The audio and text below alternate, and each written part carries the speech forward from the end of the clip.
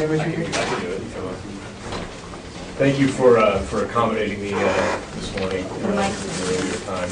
Yeah. Oh, The do I mic's need in to? here. Well, Just comes in here. Yeah. Oh, okay. Yeah. Again, thanks. We wanted to take this opportunity just to talk about the blended system work that we're doing, capacity analysis, give you a brief update about that, and then talk about, more importantly and more immediately, about some of the opportunities for early investment in the Peninsula Corridor that's consistent with the high-speed rail business plan, which is being revised. So those are the two topics that we want to discuss. A quick review of the blended system work. And some of this will be review, I think, for most of you. Go ahead. High-speed rail was approved by the voters. The Caltrain corridor was selected to be the route for high-speed rail between San Francisco and San Jose. Both systems need some of the same infrastructure, including the electrification of the corridor. Caltrain and high-speed rail entered into a partnership that I know you're all well aware of that specified the joint planning, design, and eventual construction of the high-speed rail project. And go ahead to the next slide. The full build project on the peninsula was a 4-track, fully grade separated system that was soundly rejected by most communities on the peninsula because of the impacts that it would have. The full build design and environmental activities are on hold currently. And so the call for a blended system happened almost a year ago now, and the blended system would be between San Francisco and San Jose. It would support integrated Caltrain and high-speed rail operations and maximize the use of the existing track infrastructure, remaining completely or substantially within the Caltrain right-of-way. The benefits of that approach include the minimizing impacts on surrounding communities, lowering project costs, and advancing project delivery. The feasibility study that we're engaged with, the first consideration that we wanted to look at was the operational feasibility of the project. So looking at the corridor and the existing tracks and infrastructure that we have, we wanted to see what level of high-speed rail service we could support. The assumptions of the study include a look at the existing mainline tracks, assuming that the corridor is electrified and that an advanced signaling system is installed, 3 high-speed rail stations in Diridon, Millbrae, and we looked at 4th and King in our initial look at the project, and then a consideration of passing tracks to increase the capacity for high-speed rail if it's needed. So what we found, and this is not new news, but good to review, is that we could support using primarily the existing track configuration up to 10 trains an hour, combined high-speed rail and Caltrain service at speeds between 79 and 110 miles an hour. And you can see here that 6 Caltrain trains, which is consistent with our electrification project, every hour in each direction would be supported. And depending on whether passing tracks exist or not, we could support 2 or 4 high-speed rail trains every hour in each direction. This is where we are in the planning and capacity analysis so far. That yellow box is done, and the next 2 boxes on that top line are the additional service plan considerations that we'll be studying and incorporating into our model, and that includes an extension of the model to the Transbay Terminal to make sure that we're including that in the blended system analysis. The analysis of Diridon service and how that would fit in and affect capacity for both systems. An analysis of 4 additional potential locations for passing tracks in addition to the midline location that the initial capacity analysis looked at. No decision has been made about where passing tracks would be located. There are a number of different options. We know that operationally we work in one location between Hayward Park and Redwood City, but there are 4 others that could potentially work, and we're looking at those as a part of our next steps, and also looking at the possibility of a longer 3-track section that would provide capacity for high-speed rail service. And that longer 3-track section could also be located in a number of different locations, and we're working to identify which locations would make sense to review and study as a part of this process. The third box up there is a grade crossing study that really is looking at what we have 40 grade crossings on the Caltrain corridor, and this study would look at what how gate downtime would change if we add more train service to the corridor. We operate at the peak hour 5 trains in each direction, Caltrain service, and if we go to 8 or 10, once we add high-speed rail service as a part of a blended system, and we're operating at grade, then gate downtimes are going to be longer. That's going to have an impact on traffic circulation, especially at the high-volume crossings. We want to understand what those impacts are at each crossing, and then work with communities to determine the best way to and we'll be looking at the 8 train an hour scenario, the 10 train an hour scenario, and also the 6 train an hour scenario, which would be consistent with the Caltrain electrification plan. Moving on from there, we would develop a set of service plan options, identify infrastructure needs associated and fleet needs, and revenue and cost projections associated with each one of those options. That would feed into a decision-making matrix. There are trade-offs associated with all of these different options that we would have available to us. We want to make those trade-offs clear as a part of this planning process, and then that's going to lead us to some very clear blended system alternatives with different design and infrastructure considerations for each of them, and that will feed into the environmental review process that the High-Speed Rail Authority would restart at that point to consider options for a blended system, integrated Caltrain and high-speed rail service on the peninsula. Now that work is ongoing, and while that's happening, the High-Speed Rail Authority business plan was released. There were a few key points that are relevant to this corridor. The business plan included in Chapter 2 an acknowledgement that the blended system concept would work for the corridor. There's some language in there that still talks about an eventual 4-track option on the peninsula. They did acknowledge that the blended system could be approved as a project independent of that 4-track option, but the plan still anticipates a need to expand to that 4-track option, and Caltrain submitted comments on the business plan saying that we are not in agreement that a 4-track option is needed, and we requested that they just focus on the blended system and amend their business plan to remove reference to the 4-track system. The other key point that the business plan discusses is an opportunity for early investment in the bookend sections, and that's Palmdale to Union Station in Southern California and San Francisco to San Jose in the Bay Area.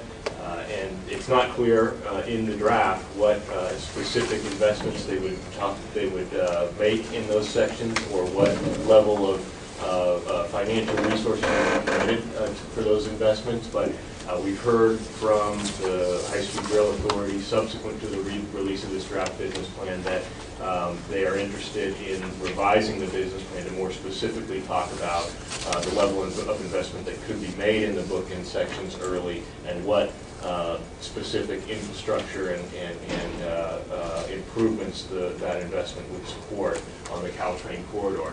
And that's prompted us to first of all look at what Southern California is doing. There's an MOU that's been circulated between 7 rail agencies in Southern California for a set of improvements that would total about $2 billion. And they're anticipating half of that to come from Prop 1A, and the other half to be matched with a combination of local and state sources that are, the MOU is pretty vague about the actual source of the local and state match. But we looked at that. Southern California is ahead of the Bay Area in terms of identifying what early investment opportunities would exist.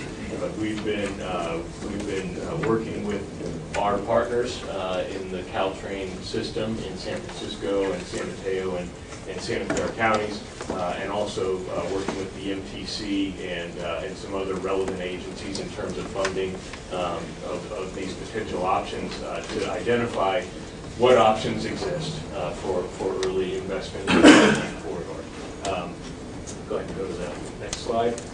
And so the early investment parameters that we've been looking at would be high-speed rail on the Caltrain corridor between San Francisco and San Jose, projects that would support Caltrain modernization and eventual blended system service on the corridor, projects that don't compromise that local planning process that is happening to define the blended system, and then relatively shorter term time frame than the blended system, and then projects that have sufficient match to meet the Prop 1A requirement that the improvements are funded at a 50-50 split between state Prop 1A sources and local, federal, and other non-Prop 1A state sources. And I should say we've heard from the authority that up to $1 billion would be available. We don't think we have $1 billion in match, looking at the initial set of projects that could be considered.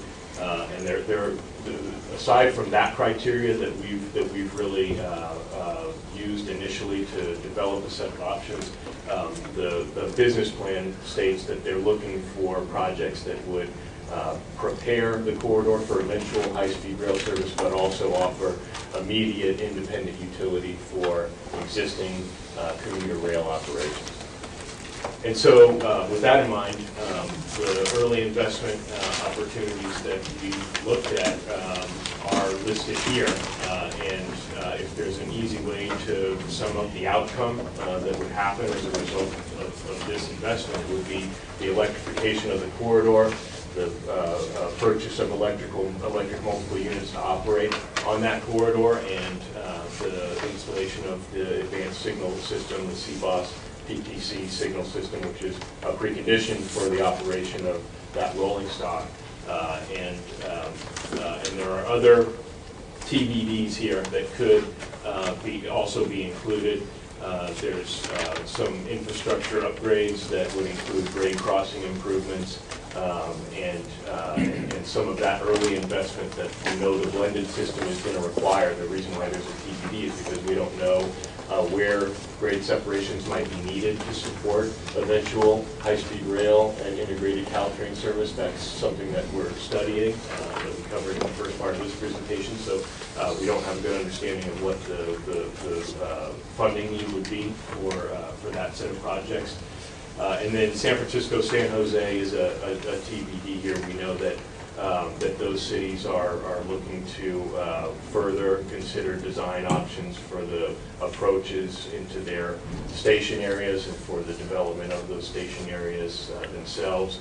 San Francisco, there's a lot of debate around the fast start proposal as far as what route is to the Transway terminal, and so we anticipate that those communities will want to take advantage of this opportunity to invest further in looking at some of those options and maybe doing some initial engineering and design work on those projects. Go ahead to the next slide, please. So that would be that first set of projects would do a few things. Electrifying Caltrain is something that has been discussed broadly here, and the benefits would be more frequent service to more stations on the Caltrain system, and increasing ridership from about 45,000 riders today to over 70,000 riders when the system is built out. That in turn increases the fare box recovery ratio for the Caltrain system and reduces the subsidy that's required to operate the system, which is something that's critically important for us since we have a structural deficit and haven't been able to consistently fund that subsidy in order to maintain Caltrain operations on a year-to-year basis without using one-time funding that's unreliable. The next set of projects that would be needed well, I should say, that first set of projects is not something that would make the corridor usable for high-speed rail. High-speed rail has two distinct phases where it stops in San Jose. Either the iOS North, the independent operating segment North phase, which is something that they could choose to do before the independent operating South phase. And in that case, we would have high-speed rail ending in San Jose and a little over 7,000 riders wanting to get off of the high-speed rail system and get onto Caltrain in order to get to San Francisco. And if that happens, our diesel service can't support those riders today. We have, as many of you know, standing room only on some of our peak hour express trains. We can't add another train in the peak hour consistently across all of the hours that comprise the peak time period in the morning and the evening. So our ability to add service to support new passengers is very constrained. If we electrify the system, we are able to accommodate those passengers that would get off of the high-speed rail system in San Jose. If the Beta Basin phase is the next one that would anticipate high-speed rail service stopping in San Jose, and in that case, you would have high-speed rail service between San Jose and Palmdale. In Southern California, you would have Metrolink riders from LA taking advantage of that service to get on high-speed rail in Palmdale. And under that phase, you would have a little over 14,000 riders who would want to get onto the Caltrain system to get to downtown San Francisco. And under that scenario, we have an even greater need for a capacity enhancement on the Caltrain corridor to accommodate those riders. So the benefit for Caltrain is clear. There are clear benefits for that first set of projects for high-speed rail as well, not just for the eventual operation of high-speed rail on the Caltrain corridor, but for those interim phases. And so the next set of projects is everything else that is needed in order to get high-speed rail past San Jose. And this would be the build-out of the blended system between San Jose and the Transbay Terminal. So, of course, you'd have the downtown extension, you'd have some system integration that would be needed between high-speed rail and Caltrain, infrastructure upgrades that could include grade separations, passing tracks if they're needed, and that's completely dependent on the level of high-speed rail service that would be required on this blended system. And then a storage and maintenance facility, maybe. We know that the storage and maintenance facility was identified to support the 9 to 12 trains an hour when they were talking about the full build project. Now that we're talking about 2 or 4 high-speed rail trains every hour, it's possible that they don't need a maintenance facility on this corridor, and that's something that we'll be looking at as a part of our analysis and would be considered in the high-speed rail environmental review of the blended system alternatives when that occurs. Go ahead. And so in terms of outreach, we're here today. We've been to several meetings, we've met with city staff from the cities and counties in all 3 counties and reviewed this information with them. We're starting to go to more public venues. We met with the San Mateo County Rail Corridor Working Group yesterday. We've met individually with groups that have been tracking and influencing this project, like Friends of Caltrain and CARD, to review these options with them. We're meeting with the PCC tomorrow, and we'll be meeting with, presenting at city council meetings for cities who are not members of either the San Mateo County Rail Corridor Working Group or the PCC in the coming weeks. And the next slide shows you the time frame for some of the decisions that need to be made. And there's an amendment to one of these dates. We are going to present this information later this morning at the Joint Powers Board.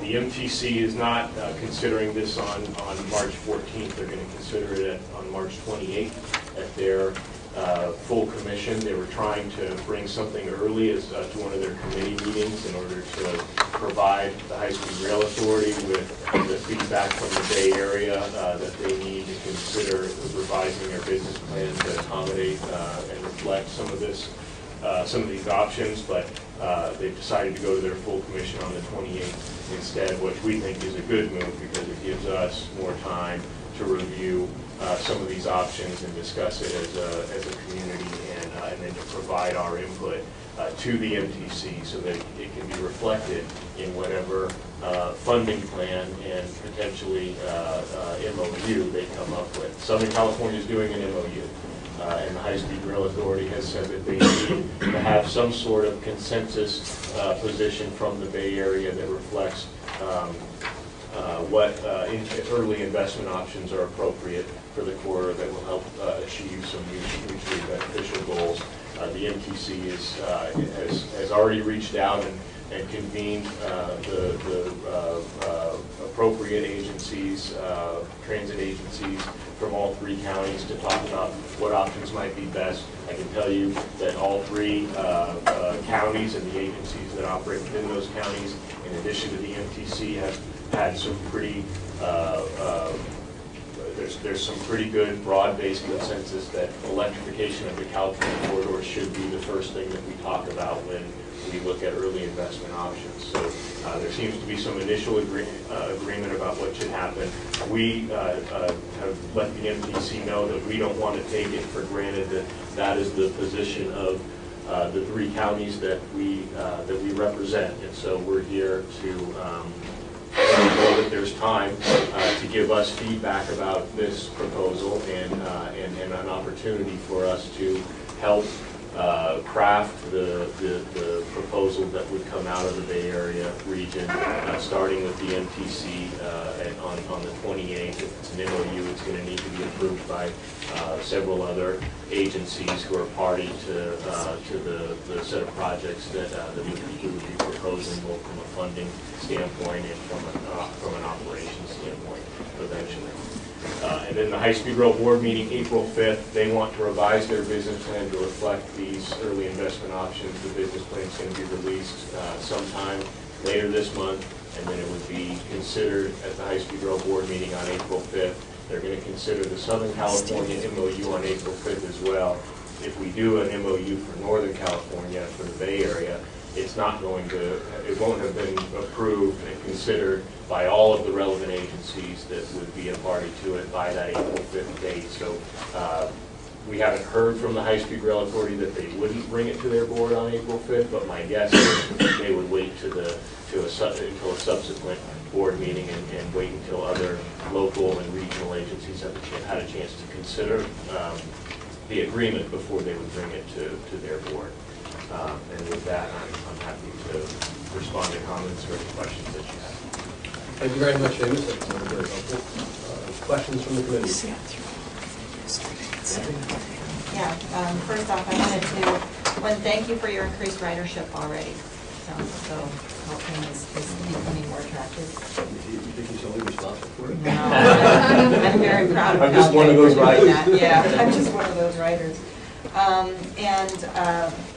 And also a big thank you. It sounds as though you really caught the ball on working on this blended system. It's a real critical point for Palo Alto.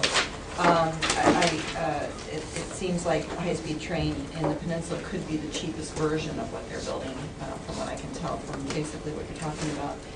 And I like the way you're talking about how you're looking at as part of our analysis when you talk about the storage system possibility for high-speed train. It sounds like the shift in the conversation regarding this particular subject along the peninsula with Caltrain has really developed into owning our right-of-way, actually, the one that we put into high-speed train, into the Joint Powers Board. So anyway, you talk a lot about a new MOU. These are my two real critical pieces. The current MOU that you have really doesn't discuss any of these new changes. So is that, what do you use that MOU for right now? Right now it supports the work that we're doing on the blended system analysis. And I think you're right. There are changes that have happened to the project and the proposed scope of the project from Caltrain's point of view, and to some extent from the authority's point of view, that are not specifically reflected in that MOU. I think the MOU still, the MOU wouldn't preclude any of the work that we're doing on the blended system or the eventual construction of a blended system, but there is an opportunity, I think, with to either potentially take another look at changes that might need to be made to the existing MOU to make it more reflective of where we are today, and also more immediately, I think, an opportunity to, as a part of the MOU that might come out of the region, which the JPP would be a party to, which would specify what early investment options are available, to include language in that MOU that constrains the scope of the project more specifically to one that reflects the blended system principles that we discussed. Okay. Once again, thank you very much. Before, there was just the scenario with Caltrain was almost like just we're letting the rail authority do whatever they want to on our particular segment of the corridor. So I'm really appreciative of this. This is exactly what I want to hear. Yet we still have to work fast because I think we need to get this electrified. And then when it comes time to doing the EIR, I know you have an EIR that has been in place for your electrification. High-speed train has a program EIR. And I just want to find out, where is that in the mix here? There's a lot more now that you need to evaluate based on the blended system approach. So I just want to know who's going to be kind of getting that train going. Yeah, so there are two parts to the answer, I think. There's the electrification EIR, which, if we're talking about early investment opportunities in a Caltrain corridor, that EIR could be the vehicle to achieve some of the early investment that we would be looking at. And that EIR, the electrification EIR, there's a chance, and in fact a likelihood, that if we look at the EIR and consider changing conditions that have happened between from when it was finalized until now, which is, it's been almost 3 years now, maybe a little over 3 years. Those changing conditions might necessitate for some areas of that EIR a re-examination of the data that's in there, and some additional studies and maybe some recirculation to reflect those changing conditions before any initial early incremental investment could happen. So that's something that we're looking at, and it's something that we're interested in as part of our time completing that set of projects. The High-Speed Rail Authority's program EIR has been revised, and we've taken a look at Palo Alto's comments on those revisions. We've submitted comments of our own that hopefully you've all seen, and I think our thinking is pretty consistent in that we are not interested in looking at a 4-track option, and that program EIR considers a 4-track option, and we've let the authority know that as the owner and operator of the railroad, we're not willing to embrace any option besides a blended system proposal that would be primarily 2 tracks. Okay. And we don't see a program EIR that includes 4 tracks as precluding us from being able to eventually study and build a blended system instead. But we're anxious to get to, we'd like to see the change made early, but if they can't be made, we're anxious to get to the point where we have some blended system alternatives that can be included in the project level EIR that would supersede the program level EIR, and we would be adamant that a project level EIR only include options for a blended system and would not include any 4-track alternatives on the list. That's my last question. And if you start the EIR for our program EIR, project EIR, does that trump a high-speed rail project EIR? Or how does that? High-speed rail program.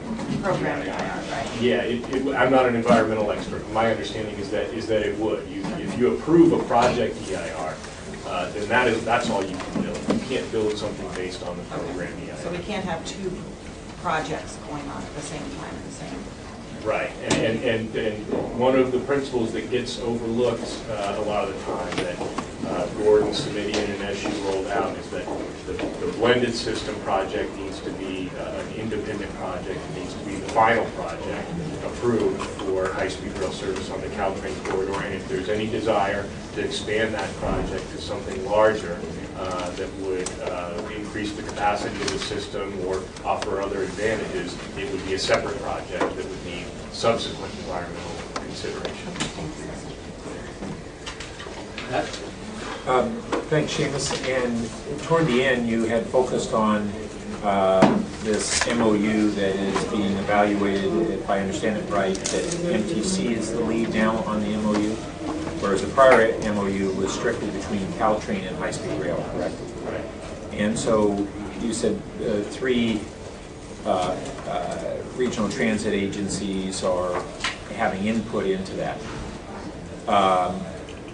My understanding was that part of the reason that you wanted to have discussion with us today is to understand what elements we believe would need to be in that MOU and possibly a funding agreement that would address the concerns that we have had in the past and continue to have. Is that? That's correct. Essentially. So I'd like to focus on that. And certainly one of the overriding elements is what you just alluded to, that we have a real dilemma that the program EIR is back to talking about a four-track enabling, and the communities on the peninsula in Palo Alto are going to have great apprehension about any agreements that are going forward as long as that four-track program EIR is what's out there. So the funding agreement and the MOU that you would have would be the tools that could give us more immediate and hopefully binding assurance that this four-track program EIR is not going to be what's ultimately pushed down the peninsula. So there are, I wrote down, and well, let me ask the chair, because I think this is the crux of the matter for us on action today. Do we want to hear from the public first and then go into our discussion on what we would be requesting be included in the MOU and the funding agreement? Well, I don't know if we're going to do that today. My reaction is that we want to have some time to think about what we want to have in there. Not do it on the fly. As for comments from the public, we only have one card right now, so I am concerned about our time. What Seamus's time? When do you have to leave?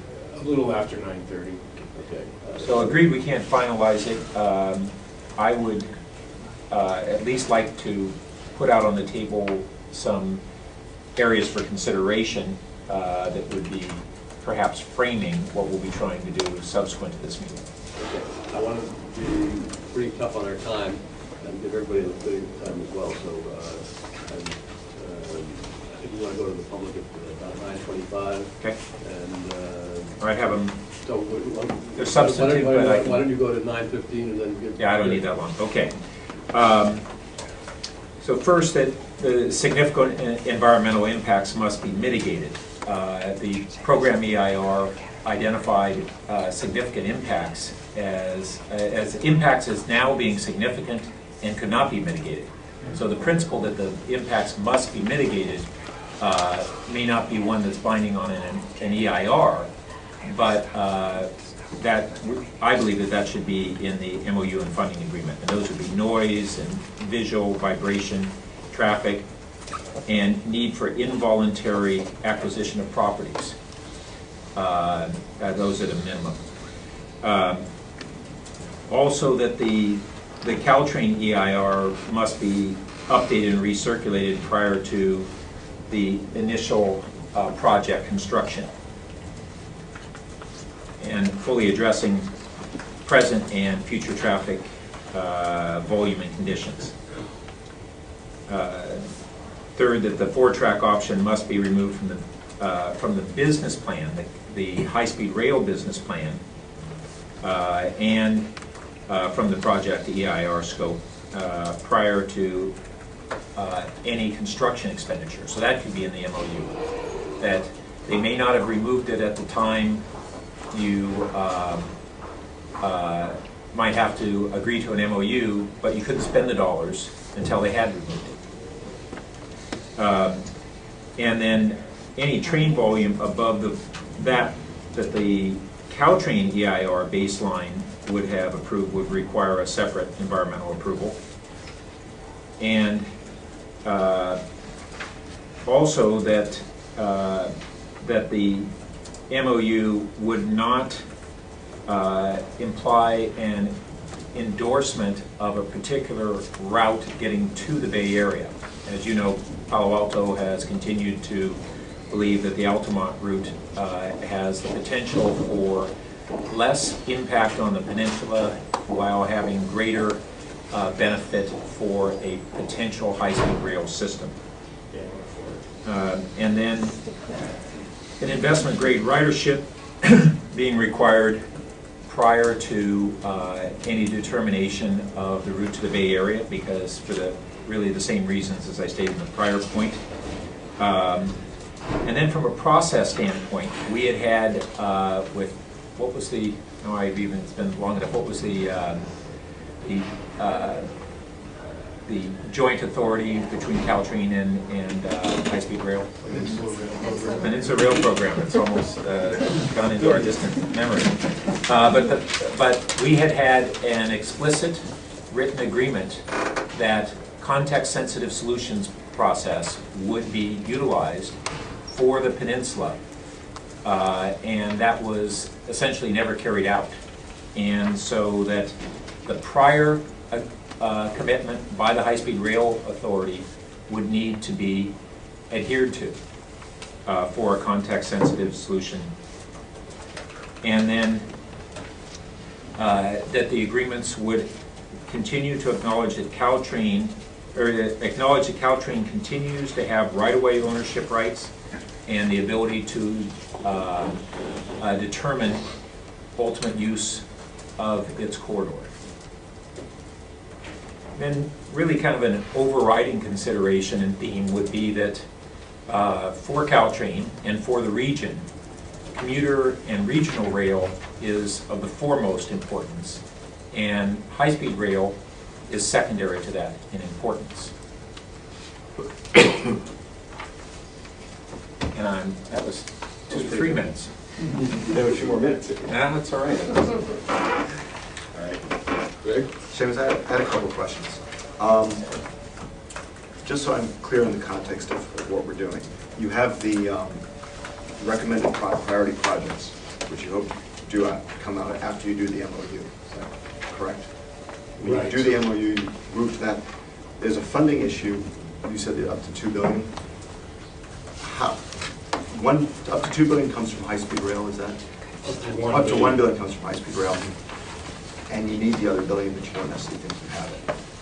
That's right. And you can do this advanced signalization system without doing the rest of the projects. Is that correct? Yeah, I can expand on that a little bit in more detail on the funding plan. Right, that's what I was.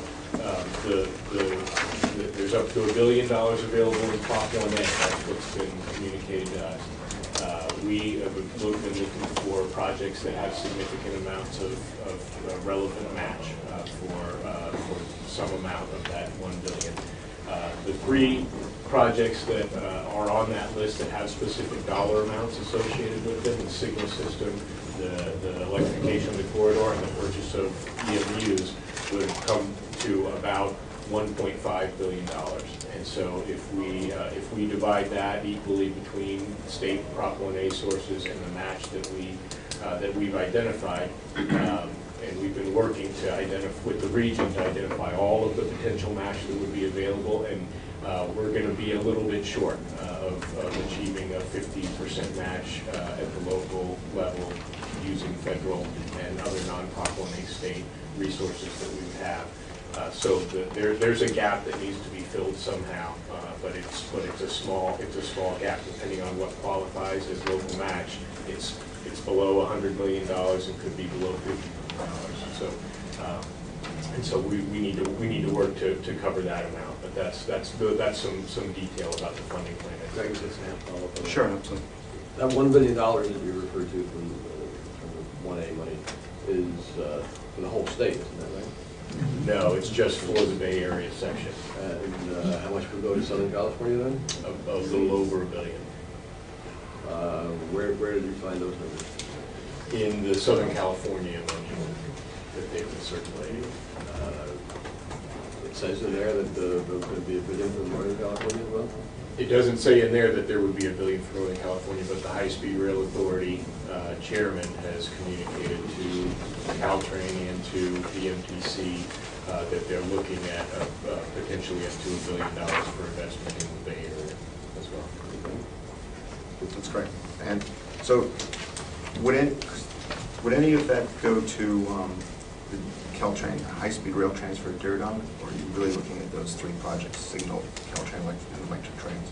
We're looking at those three projects as a baseline for investment that could occur. They all have significant amounts of match associated with them, so that helps make them good candidate projects on top of the independent utility that they have for the Caltrain system.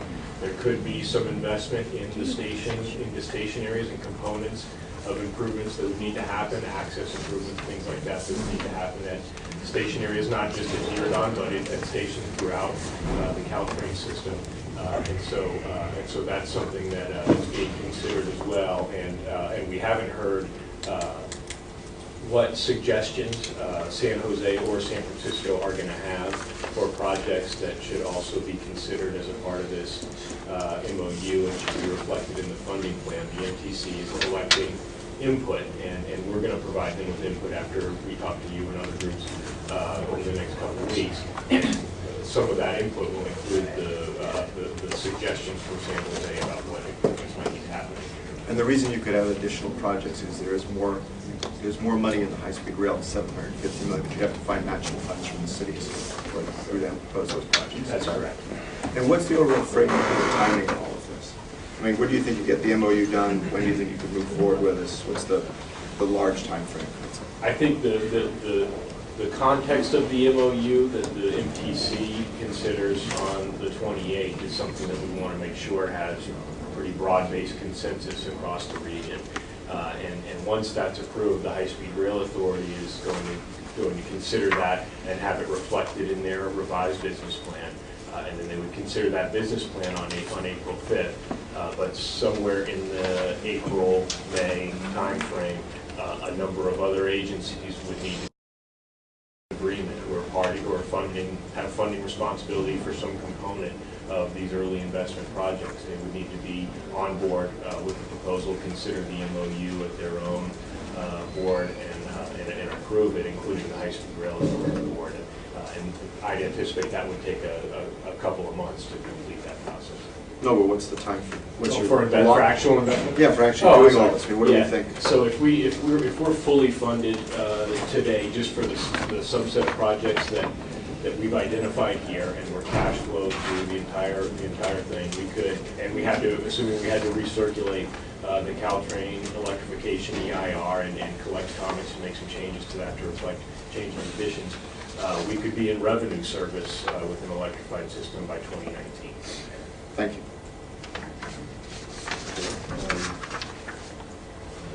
Who's going to be preparing this MOU?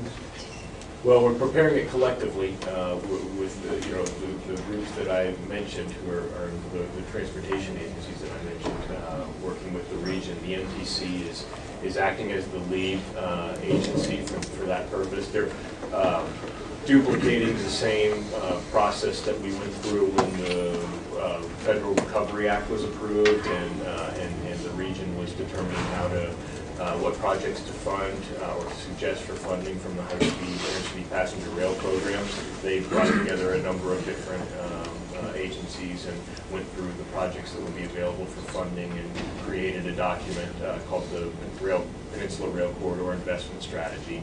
And so we're duplicating that process, but one thing that was suggested broadly by the group that we do differently is that we meet with local communities and city councils and counties and get feedback on some of these options so that it can be reflected in whatever the region's proposal is for investment. So there's no draft document presently being circulated? There's a draft that we have some significant changes to just as Caltrain, and we want to be able to provide comments that also are organically coming from the community as well. Can you share that draft with us? I'd have to ask the author, the MTC, if they're comfortable with that. I don't want, I want to make sure that Caltrain's changes are incorporated into that draft, and maybe once we've settled on our set of changes, we could share it with our changes included, so that would, I think the city would be more comfortable seeing Caltrain's suggested changes. Yeah, I think it's easier for us to provide our recommendations on what's in the document, what its framework is. Yeah, and we can figure out a way to do that. I definitely want to hear just organically what, if we were looking at a blank slate, what should be in an MOU if we were writing it ourselves as well. What's the timetable for our comments? I think we have a couple of weeks. The MTC is going to have their 28th, so a week before the 28th is when their agenda would be finalized. Early in that week would be a good time. So the 17th.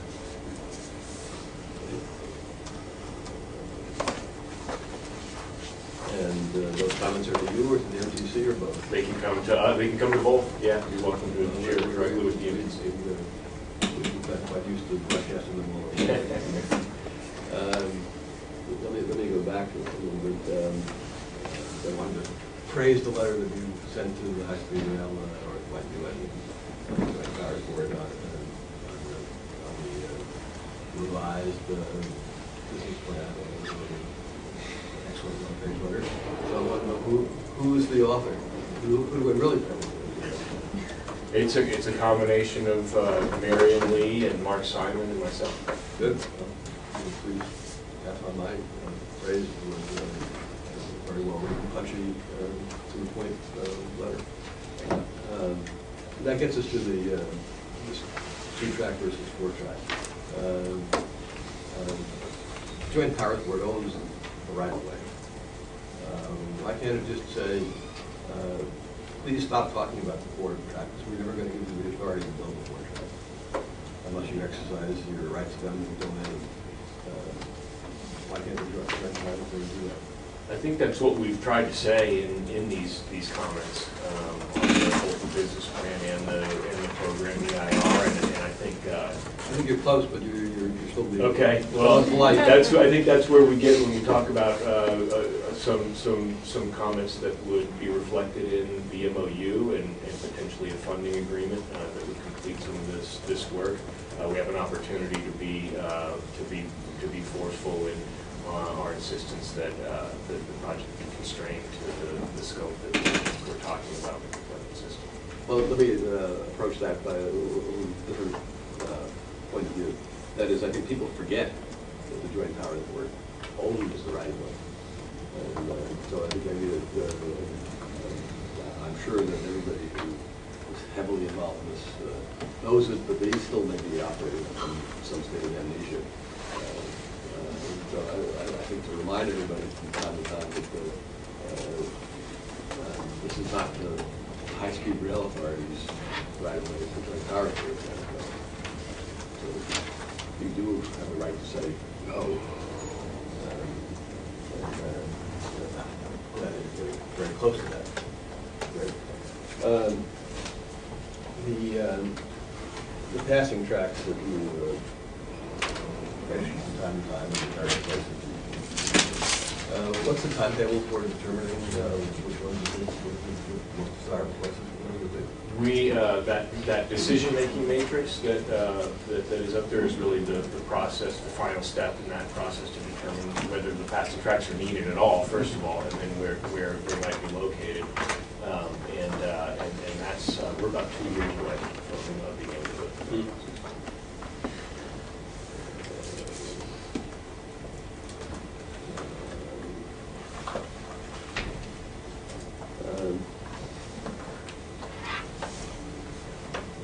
All of this assumes that high-speed rail is going forward and has the money, which is problematic. If they don't get the money until the legislature says so, and they don't get the federal money unless the legislature says so. So tossing the money around and getting the half down to Southern California and all that. I'm not quite sure how that's really going to work, but I'll hold that in advance. What is Caltrain doing to think about what would happen if the legislature says no to high-speed rail? If the legislature says no to the appropriation, whether it's for early investment in our corridor in Southern California or for the Central Valley, then Well, what they have to say yes to is the issuance of the bonds. The bonds are, of course, issued all over, haven't been authorized or, of course, issued, so there is no money as of the moment. right.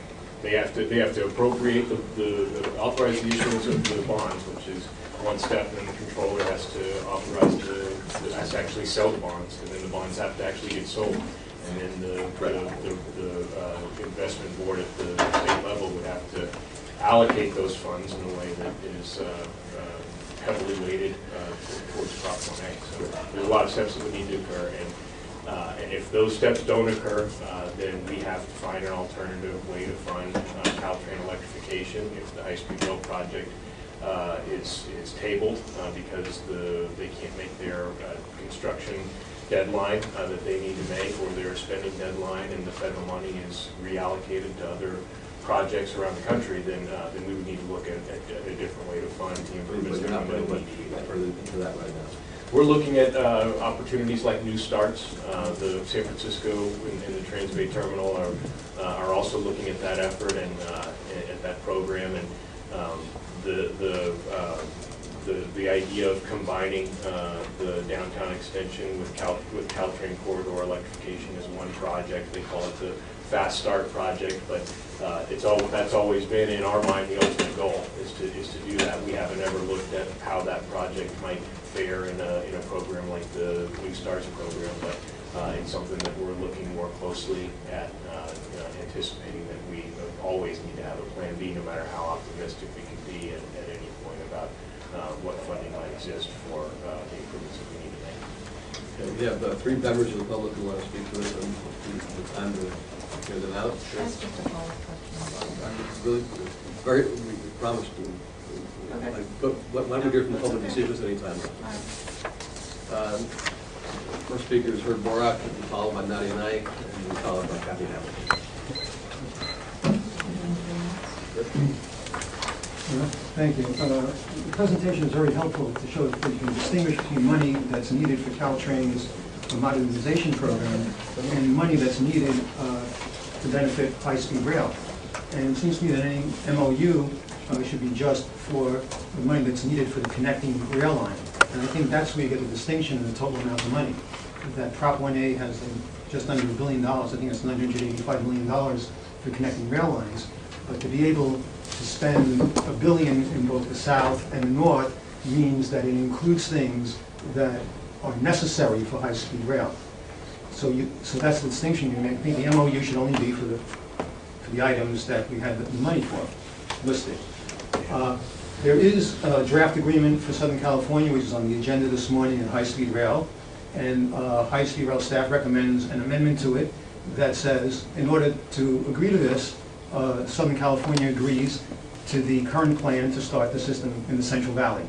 So it's essentially a bribe, and we should be treated that way. It's a bribe to get us to agree to their Central Valley proposal, and we should only get the money that we need. There has been a study done by a contractor that shows that with the passing track that situation they studied, from Haywood Park to Redwood City, which is 5 stations, that they can do it in 37 minutes to 4th and King. But AB 3034 requires 30 minutes all the way to Trans-Bay Terminal from San Francisco to San Jose. And the high-speed rail says in their business plan, the only way they can provide an adequate plan economically and the passengers they expect is with 4 trains per hour on the peninsula. And that doesn't work in what they studied. Everyone talks about a blended system and not a 4-track system, but the proponents of the blended system understand it includes passing tracks. And if you have passing tracks in several locations, you're going to have a 4-track system. And for an EIR has to study feasible alternatives. So that means anybody can get, if they have to go to court, they'll do it, to get the EIR to study 4 tracks, whether or not, we don't want that. So I think all of those items that Councilman Burt mentioned are very important to get into an MOU. The CEO who's leaving, the lame duck CEO, claims that they can do 32 minutes from San Francisco to San Jose, but there's no evidence that they can even do 32 minutes, and they have to do 30 minutes.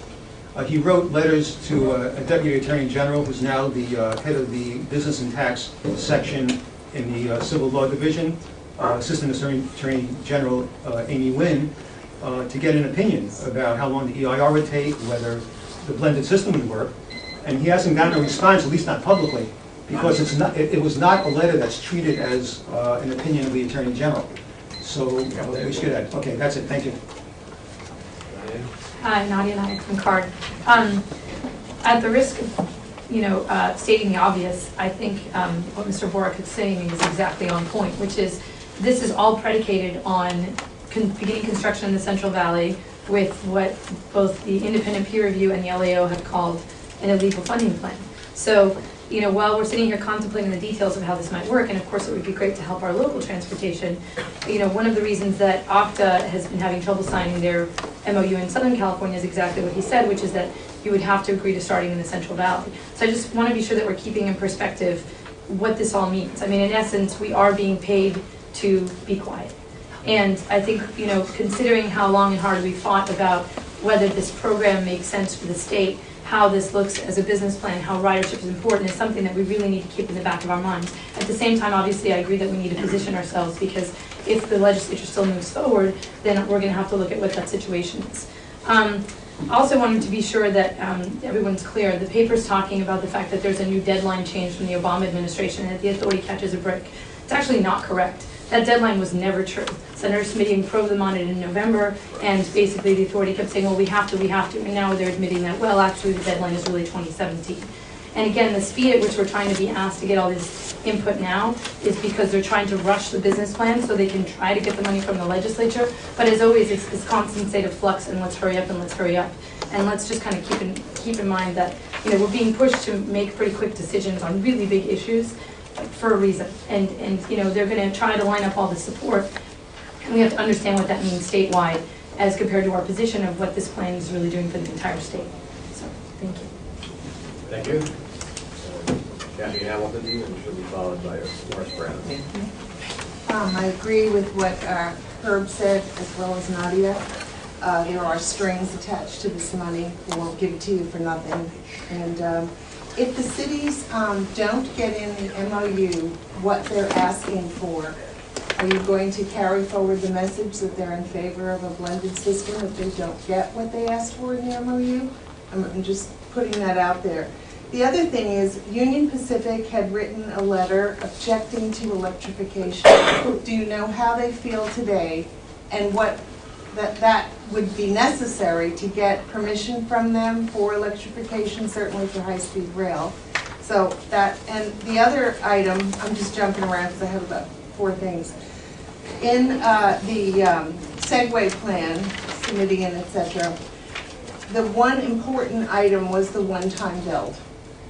Because waiting for years and years and years for something that may never get built because there is no funding would in fact put a sword over the heads of every property owner along a 50-mile corridor. We would like the public, also would like some input into this MOU, and we would like that in there, that it's one-time build out. Another EIR has to be done. And the last thing is that I understood that we couldn't use matching money with any other state money, because that state money for transit would have been used for other projects, and I would just question if other sources of state money can be used. That's it. Thank you. Good morning, Morris Braun, Menlo Park. I just want to comment that this funding is all predicated that the High-Speed Rail Authority will grant the money. And the High-Speed Rail Authority has to work under the rules of Prop 1A. And Prop 1A has some severe restrictions on how money can be allocated. And in particular, they're supposed to build in usable segments for high-speed rail. Just electrification of Caltrain certainly does not make this a usable segment. They have to be able to, under any plan, under Prop 1A, be able to pass through all the stations at full speed. That would require passing tracks at the stations. They have to be able to make a system that the full corridor system would be able to go from San Francisco to LA in 2 hours and 42 minutes. There's no way in the world that that's going to be able to happen under this blended plan. And furthermore, there's a rule that the passenger that gets on the high-speed rail line has to be able to make any connection without leaving the train. And this plan here calls for going to San Jose, if this thing is ever completed, having to leave the train and get on a Caltrain train to complete the trip to San Francisco. So there are lots of rules that the high-speed rail authorities should comply with that they're going to be unable to comply with if they grant this kind of funding. Nevertheless, there's a lawsuit right now against the funding on the high-speed rail ICS in the Central Valley, and that doesn't comply with the rules as well. But they seem to be of the frame that let's just ignore whatever's in Prop 1A, let's go ahead and do this. The meeting yesterday at the Larry Patterson's gang down there in San Mateo, I think they expected a lot of concurrence from the cities. Several cities in San Mateo County did not appear. Atherton, Menlo Park, and Belmont did not appear. And they were looking for some real concrete action. And one of the things I got out of this, and Mr. Hackler was at the meeting, you can concur or not, is that they're very unhappy with MTC leading the charge. All the cities seem to say, MTC is not the agency we want representing us. And I think that that's of a real concern there of what's going on. So I think that it's awfully premature. The other thing is, Seamus and I had a chat yesterday. This is all predicated upon local funds. If you read the ballot label to Prop 1A, the very top of the ballot, there was no mention, matching funds were to be provided by federal or private entities. There is no mention of local funding in that ballot measure. Nevertheless, I agree, inside of the streets and highway codes, there is a mention that local funds can be used. So there's a conflict even inside of Prop 1A. Can you use local funds? Because the ballot label said no. Inside the proposition, they said it could be used. Thanks. Thank you. Seamus, do you have any responses to the members of the public? Or? I mean, there were a lot of issues that were thrown around, and a lot of them are legal issues that are various people's interpretations of Prop 1A. I think we have responses to a lot of those concerns and how this incremental investment option would be consistent with Prop 1A. That's something that we're very conscious of, and I don't want to address each one of those concerns separately. I don't think we have enough time here. I certainly don't to go through that.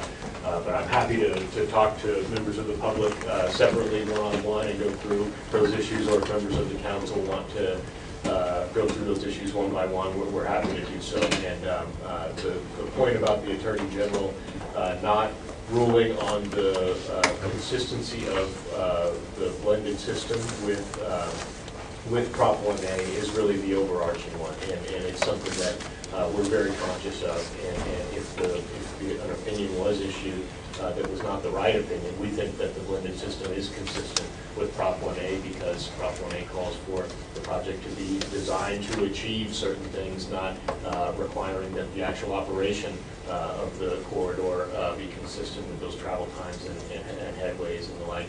But if the Attorney General was to issue an opinion that was counter to what we believe the blended system requirements are, then that would be problematic for the scope of the project on the peninsula. It would be problematic for our desire to work with you to limit the project to just the blended system. And so I think that's something that we all need to think about and maybe strategize about how to go through what we're doing here, and if there's an agreement that early investment would be valuable for the Peninsula Corridor that electrifies Caltrain and gets us some of those benefits without burdening the cities with additional impacts and without making assumptions about what the eventual high-speed rail project would look like, then there are certainly legal questions that we should all try to be on the same page on. So, do you have any word from the AG's office as to when they're going to issue their opinion? No word. They've been very silent on that issue. Members of Congress have asked about the timing of that opinion and been met with similar silence. So it's an issue that we still need to work on. Yeah. You have to run, or you want to stick around? I do have to run. Yeah. Okay. Thank you very much. Okay. We will. Someone will get in touch with you as to whatever else comes out of this meeting, and we will proceed accordingly. Thank you. Thank you. Thank you.